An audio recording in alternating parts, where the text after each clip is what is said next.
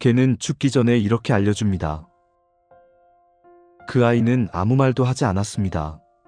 그저 나를 바라보다가 조용히 눈을 감았죠. 갑자기 떠났어요. 많은 보호자들이 이렇게 말합니다. 하지만 사실 그 아이는 죽기 전에 분명 당신에게 신호를 보내고 있었습니다.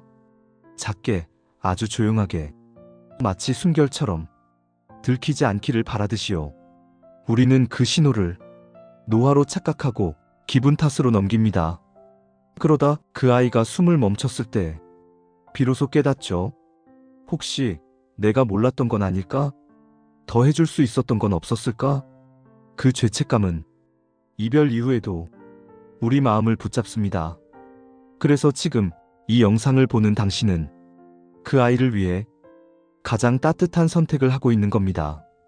이 영상은 강아지가 죽기 전에 보내는 신호들을 단계별로 정리한 총정리 영상입니다. 단순히 이별을 준비하는 영상이 아니라 떠나는 순간까지 함께 있어주는 법을 담은 이야기입니다. 수의학적으로 강아지의 죽음은 4단계로 나뉘어 설명되곤 합니다. 각 단계마다 몸과 행동이 조금씩 다르게 바뀌고 그 변화는 때로 아주 천천히 조용히 찾아옵니다. 우리가 그 신호를 먼저 알아차릴 수 있다면 아이는 조금 더 덜 아프고 조금 더 덜 외롭게 그리고 무엇보다 더 사랑받으며 자연스럽게 마지막을 맞이할 수 있습니다. 지금부터 그 4단계의 변화와 대처법을 하나하나 함께 알아보겠습니다. 1단계, 변화는 아주 작게 시작됩니다. 약 3개월 전, 처음엔 단순한 식욕 변화로 시작됩니다. 좋아하던 사료나 간식을 남기거나 반대로 갑자기 많이 먹는 경우도 있습니다.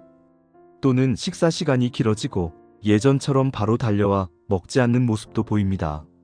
식욕 변화는 단순한 기분 변화가 아닐 수 있습니다. 노령견에게 자주 나타나는 위장 기능 저하, 만성 통증, 구강 질환 등은 식욕에 직접적인 영향을 미치며 이러한 변화는 죽음 이전 초기 신호일 수 있습니다. 식욕과 함께 체중도 중요한 신호입니다.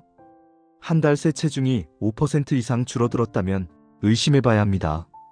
실제로 미국의 수의학 연구에서는 체중을 안정적으로 유지한 노령견이 그렇지 않은 경우보다 더 오래 살았다는 결과도 있습니다. 강아지는 자신의 몸이 약해진 걸 느끼면 본능적으로 구석에 숨습니다. 이건 병이 들었을 때 야생에서 자신을 지키는 본능에서 비롯된 행동입니다. 동물행동학에서는 이를 회피적 방어 행동이라 설명합니다. 보호자에게 잘 보이지 않는 곳에 혼자 있으려 하거나 좁은 곳에 들어가 멍하니 있거나 방향 감각을 잃고 움직이지 않는다면 그건 분명한 신호입니다. 배변 실수도 그중 하나입니다. 자리를 가리지 않고 배변을 하거나 자신도 모르게 소변을 흘리는 일, 근육이 약해지고 배뇨를 조절하는 힘이 줄어들기 시작하면 이런 변화들이 나타납니다. 이 시점에서 중요한 건 죽음이 다가왔다고 단정하는 것이 아니라 몸이 보내는 신호를 알아차리고 돌보는 것입니다. 2단계, 반응이 느려지고 인지 기능이 약해집니다. 약 3주 전, 이 시기부터는 몸보다는 행동의 변화가 눈에 띕니다. 부르면 반응이 느리거나 아예 무표정하게 멍하니 있는 시간이 늘어납니다. 의미 없이 한 방향으로 계속 도는 서클링 행동도 보이는데 이는 인지 기능 저하나 신경학적 문제와 관련이 있습니다. 실제로 이 행동은 전정기관 이상이나 전두엽 기능 저하, 노령견 인지장애 증후군에서 자주 나타납니다. 이러한 상태는 반려견의 방향 감각, 인식 능력, 그리고 주변 반응성까지 약화시키며 단순한 노화가 아닌 신경 퇴행성 변화일 수 있습니다. 또한 소변은 많아지는데 물은 별로 마시지 않는 경우 탈수가 진행되고 있을 가능성이 높습니다. 신장 기능이 떨어진 노령견은 수분을 배출하되 흡수하지 못해 만성 탈수 상태로 이어지며 이로 인해 전신 컨디션이 더욱 빠르게 저하됩니다. 이때부터는 아이의 삶의 질을 점검하는 것이 필요합니다. 삶의 질을 수치로 평가해보는 방법도 있습니다. 랩 오브 러브라는 웹사이트에서는 질병, 나이, 체중 등을 입력하면 현재의 반려동물의 삶의 질을 점수화해서 알려줍니다. 해외에서는 이 시기부터 안락사를 고려하기도 합니다.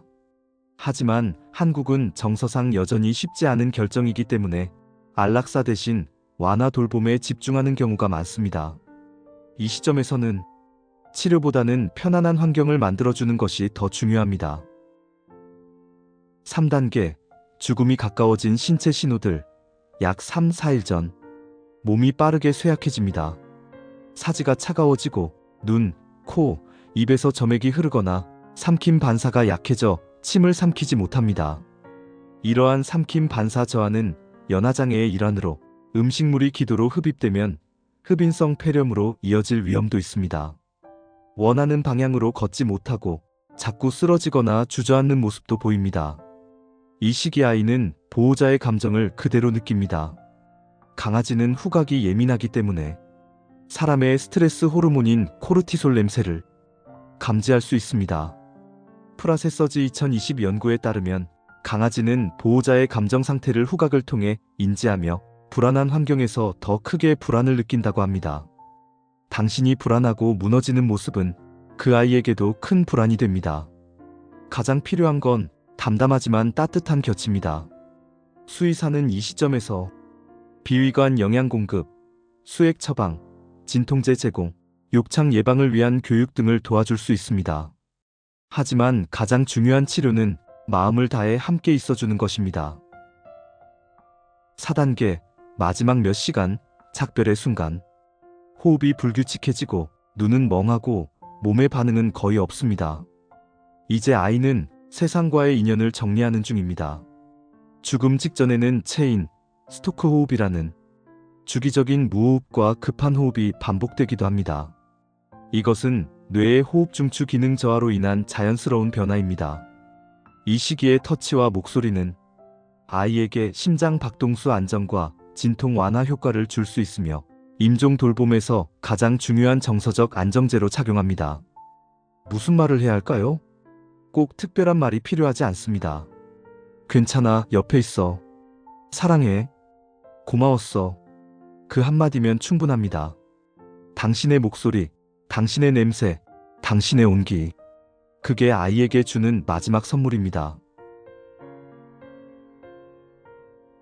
강아지는 죽기 전에 말이 아닌 몸으로, 행동으로 자신이 떠날 준비를 하고 있다는 걸 천천히 알려줍니다. 그걸 알아챈 보호자는 조금 더 따뜻하게, 조금 더 후회 없이 그 아이를 떠나보낼 수 있습니다. 강아지는 우리의 하루를 바꾸고 우리의 마음을 안아주는 존재였습니다. 그 마지막 순간까지도 사랑으로 안아주는 존재가 되어주세요. 그것이 그 아이에게 가장 평화로운 마지막 인사일 테니까요. 멍심보감.